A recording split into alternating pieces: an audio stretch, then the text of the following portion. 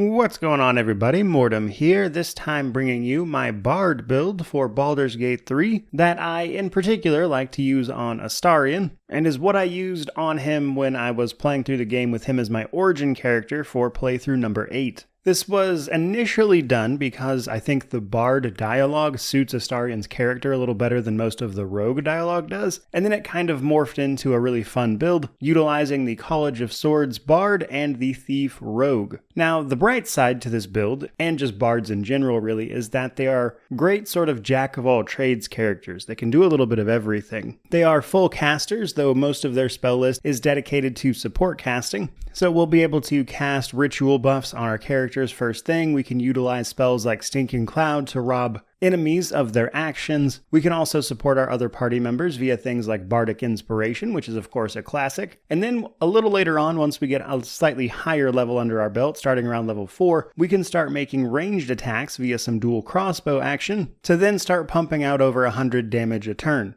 And combined with a Bard's naturally fantastic role at being the face of your party, this is a build that can do a little bit of everything. With really, in my opinion, the only big downside to it being that it takes a little while for it to come online fully. Levels 4 and level 7 are big power jumps for us, at least in terms of damage. The support is pretty much available right away, and that's why whether or not you want to play this as a main character or on a party member is kind of just up to personal preference. But definitely expect to play more of a support role until you start getting around level 4 at the earliest. Now with that in mind, let's talk a little bit about the multi-classing and how the Bard and Rogue fit together a little bit. So our primary class, the College of Swords Bard, is going to be utilizing the Flourish ability that they get that uses their Bardic Inspiration to instead make an attack. At level 6, they get an extra attack like other martial classes do, and combined with Flourish, one of them allows you to attack twice. When you are using a ranged weapon, you can attack the same enemy twice, whereas if you use the melee version, you have to attack as a sort of cleave action, which is why we are utilizing crossbows mostly. Early game, it can be beneficial to use a dexterity melee weapon until you get said hand crossbows, and damage-wise, that's how we're going to approach it. But obviously, Bard has more utility than that, and can do things like buff our characters, and even potentially crowd-controlling enemies later on. However, as Astarion is naturally a rogue, we're actually going to start as a rogue, provided you use him of course, and at level 3 when we get to pick our subclass, we're going to pick up Thief for the extra bonus action. Because we are dual wielding crossbows, we can use our bonus action to make an attack with our offhanded crossbow. And combined with Flourish and extra attack, this means that our Bard, starting at level 7, will be able to make 5 attacks right away in a single turn. That's without haste or action surge or anything like that. Just naturally be able to make 5 attacks in a turn at the cost of some Bardic Inspiration, which is used for Flourish. Then, once we get up to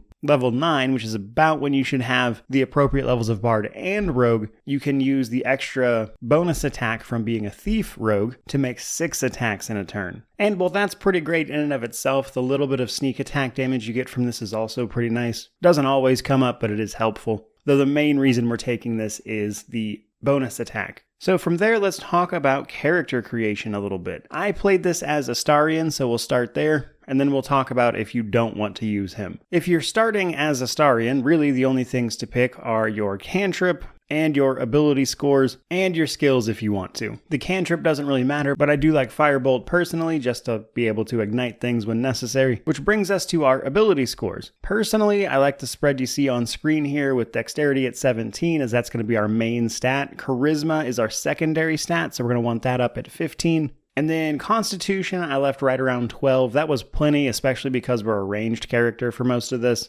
And we're actually going to have a really high AC as well, so we're not really going to be getting hit that often. So it's not incredibly important. Now, the reason we're taking odd numbers in Dexterity and Charisma is actually specifically because we're playing as Astarion, because Astarion, and Bards for that matter, don't get shield proficiencies naturally. And while we won't actually be using a shield in combat very often, we do want one equipped ideally, because then we can benefit from the AC, which is in effect even if you are using bows. And given that there is a shield you can get at the end of Act 2 that increases your spell save DC, which is very important on a character whose primary bit of spell casting is control, that's actually really helpful. But because Astarion doesn't get the proficiency for that, ideally what we want to do here is pick up the feat for it, which is going to give us +1 to either strength or dex, bring dex up to 18, and pick up our shield proficiency right at our first feat selection. And then charisma you can round up to 16 if you get the Hag's Hair quest reward from Act 1 from fighting the hag, which will even both of these out nicely. Now, I will say, if you are not playing Astarion, I would actually recommend you play either a human or a half-elf for this, because they will get that shield proficiency just because of their race, which means you could do this a little bit differently. I only did it this way, again, purely because I was playing as Astarion. And because we're using range, none of the other racial passives really add much to this build,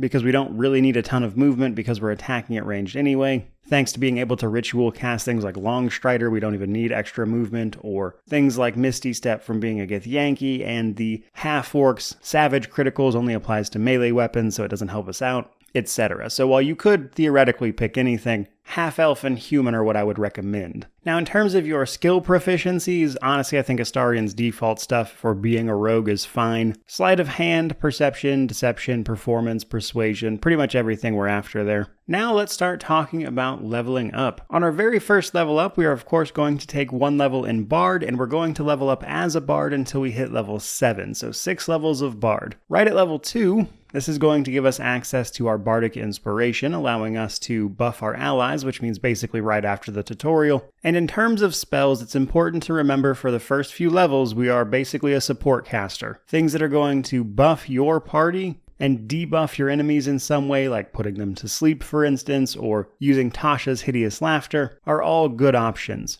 And then pick whatever instrument you want to use. Level 2 as a Bard is going to give us access to Song of Rest, which is effectively just an extra short rest, and while that's generally very useful, it becomes even more useful later when we can use a short rest to replenish our Bardic Inspiration, which is the main limiting factor of our Flourish that we're going to get next level. So for level 3 as a Bard, or level 4 in general, we're going to pick up College of Swords. This gives us a fighting style as well as access to Flourish. Flourish comes in 3 different variations: slashing, defensive, and mobile, each of which has a ranged and melee version. The main one we're going to be using is slashing because it allows you to attack 2 targets, and if you're using ranged, it can be the same target. Defensive, which allows you to attack and then add 4 to your AC, which can make you much tankier, and we're actually going to have a pretty high AC as well, so this +4 can be situationally very useful. And then mobile Flourish is very situational. It will allow you to push enemies back, and then allow you to teleport to the target. So sometimes if you just want to push an enemy back, this can help out. But all of these cost Bardic Inspiration for us to use. So if you were wanting to use Bardic Inspiration to buff your allies, that's not something you're going to be able to do a lot of on top of this. However, later on, once you get that extra bonus action from being a thief rogue, you can do both in the same turn. Now we also pick a fighting style at this level, but we can only pick between 2-weapon fighting and dueling. We want to pick dueling here, and while you might think you want to pick 2-weapon fighting because we're dual wielding crossbows, it's important to remember that our offhand crossbow attack is actually a ranged attack, which means it gets the dex bonus anyway, which is one of the reasons dual crossbows is so strong. And it also means that 2-weapon fighting is completely redundant with this and won't actually improve anything for you. So naturally we want to pick up dueling just because it will grant us a benefit, even if we're not going to use it very often. Now at level 5 we pick up our first feat, and again if you're playing Astarion you want moderately armored. This is going to allow us to even out our dexterity to 18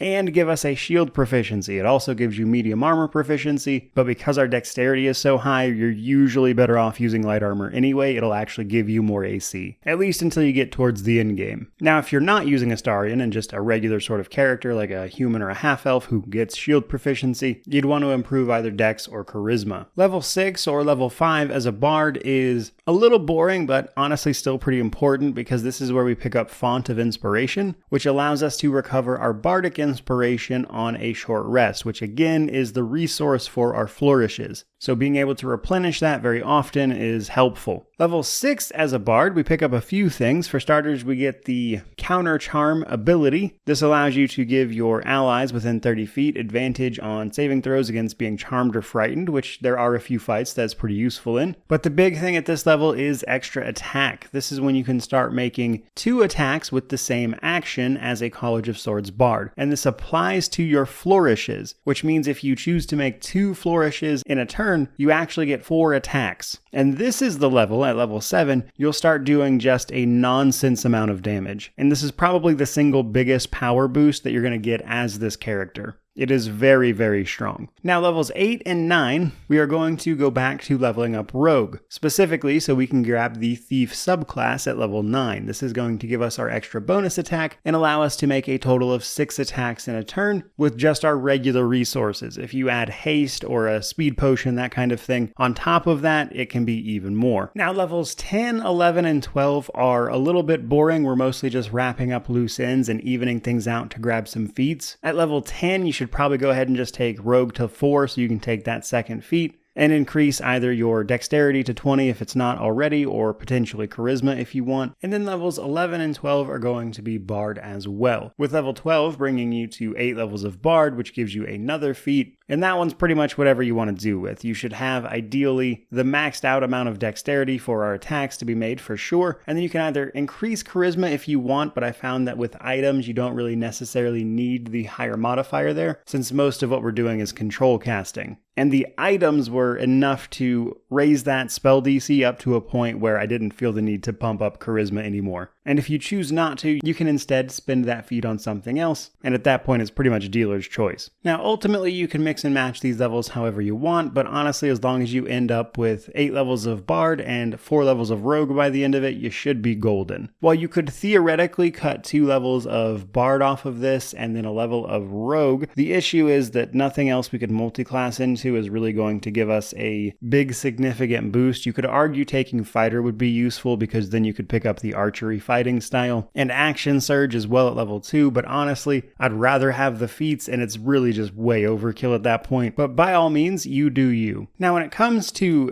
gear, one of the really nice things about this build is that you should have almost everything you need by the end of Act 2 actually. And while there's a couple of things in Act 3 that can definitely add a lot to this build, you don't really need them. But to kick it off, for a helmet, we want the Diadem of Arcane Synergy that you can get in the Mountain Pass towards the end of Act 1. When we inflict a condition, we gain Arcane Synergy for 2 rounds. Arcane Synergy allows us to add our spellcasting ability modifier to our damage. At a minimum, this should be 3 by the time you get it, and because we're making so many attacks per round, that is a decent chunk of damage. More if you choose to bump up your charisma, but it's not going to make a huge difference. Now, the reason we want this is because almost everything the bard does grants a condition. And if you inflict a condition on yourself, it still triggers this, which makes it incredible for this build because we're hitting so often, we're going to get a lot of use out of that. For our cape, the Cloak of Protection from Act 2 and Last Light In can give us extra armor class, which is great. For our armor, unfortunately, there's not a ton of really cool light armors in the game, especially until you get really late into it. So for the most part, we're just going to be wearing generic light armor that gives us the best AC. Now for our gloves, we want the Gloves of Archery from the Goblin Camp in Act 1. This is going to add additional damage to each of our ranged attacks, and because we're not picking up fighter with this and grabbing the archery fighting style, that's very useful. That will add a lot of damage, especially in combination with our diadem. Now for our boots, also in Act 2, we can pick up the Boots of Brilliance, which will allow you to restore your Bardic Inspiration. We're going to be burning through Bardic Inspiration a lot, so while we won't get to restore a ton of it with this, literally just 1 point, anything's better than nothing. Realistically though, if you didn't want to use these boots, you could swap them out with something else. But I found they were really great for when I just really needed an inspiration point and I wasn't able to long rest or something, so more of a convenience item than anything else. For our amulet, I like the Subjugation Amulet from Act 2. It drops off the Doctor in the Healing House. Basically, once per long rest, when we crit something, we can force it to be paralyzed for 2 turns. When you combine this with Illithid Powers that guarantee a critical, or another ring that can guarantee a critical, this becomes very, very useful because paralyzed enemies are very easy to kill, and there's a lot of bosses that are not immune to that. Now for our rings, I like the Ring of Protection, which is a little bit annoying to get your hands on, but in Act 1, if you steal the Sylvanus idol for the children and you complete that quest, the reward is the Ring of Protection, which can grant you another bit of AC. We have the Strange Conduit Ring from the Mountain Pass as well. When we concentrate on a spell, our weapon attacks deal an extra bit of psychic damage. there's a fair chance you might be concentrating on a spell, and in some cases you might want to force yourself to be concentrating on a spell to add even more damage to our weapon attacks via all of our crossbow attacks. For our melee weapon and shield, it's important to remember that we're not going to be using these outside of the first few levels, but we still get the bonuses for having them equipped, which is important. Now, rapiers are a little scarce. There's only like 3 in the game that are really good, but they are kind of spaced out.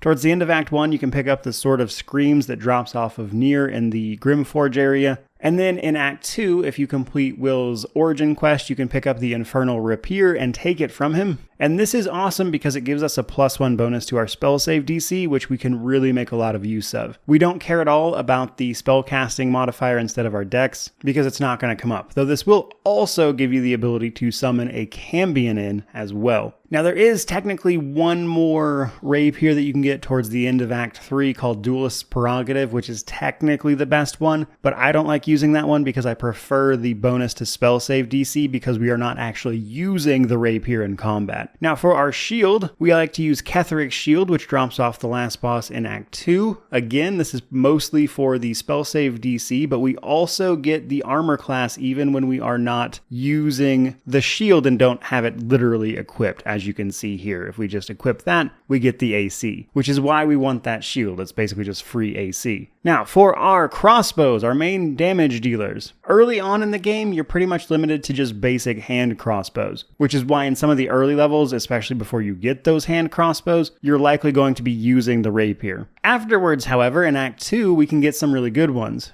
In the Moonrise Tower, we can pick up the Neremisser, which is a hand crossbow that deals force damage and also gives you a cast of magic missile. This is actually really good because most enemies are not resistant to force damage. Most things are either weak to it or they take regular force damage. Very few things resist this, whereas piercing damage, our normal damage, is more common. Now, for our main crossbow, I like to use the Hellfire hand crossbow, which drops off of a boss at the end of Act 2 as well in the Sharan Temple. Fight the demon there, and you can pick this up. And we're mostly grabbing this because it is a +2 hand crossbow, but if you use this while hiding or invisible, which you can definitely do, you might also set the target on fire, and it'll take a little more damage. And while, again, there's a few items in Act 3 you might consider using, like the Duelist's Prerogative, Rapier, etc., this stuff is really all you need to make this work. It's going to give you a very high AC, especially once you get your dex up there, and that's with the defensive flourish, if you want to use it, bringing you up to the mid-20s.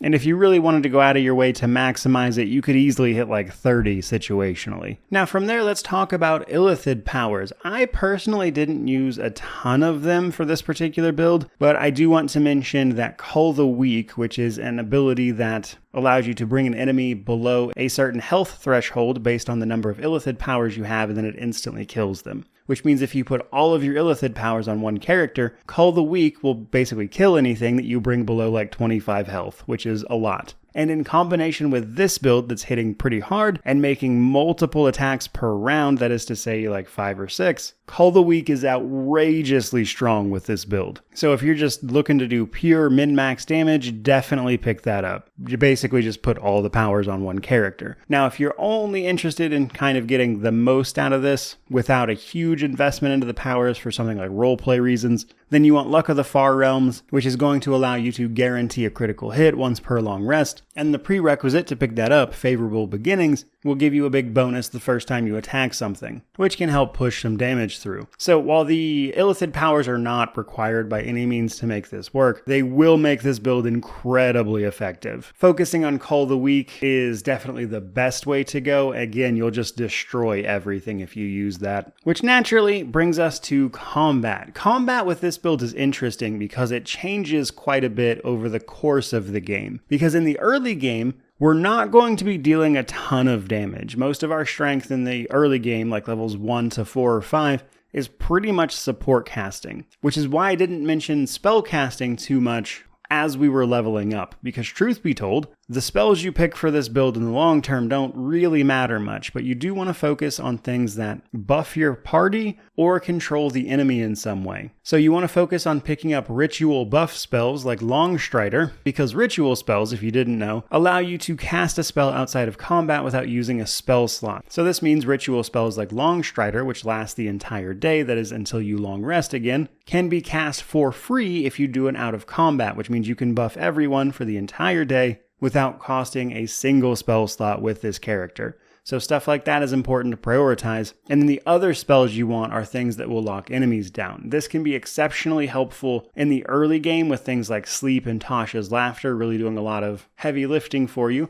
And then in addition, you want to be using things like Bardic Inspiration to inspire your allies to make sure they're doing their best. But the early game, you are pretty much a support character. However, at levels 4 and level 7, that changes a little bit, because at level 4, at the latest, you should be picking up the Flourish ability from being a bard, at which point the occasional ranged flourish, giving you those extra attacks, can be pretty useful. But our biggest boost comes at level 7, of course, when we get our extra attack as well. This allows us to make those at least 5 attacks per turn, potentially even 6 once you get to level 9. That's assuming you don't use something like Bardic Inspiration to inspire your allies still. But at level 7, you should start being able to average like 100-ish damage around, and even more than that if you crit. Which means towards the later game, oftentimes the most efficient thing to do is simply attack, because you'll be dealing so much damage that things will just die. At which point you don't really need to worry about supporting your team members as much, because,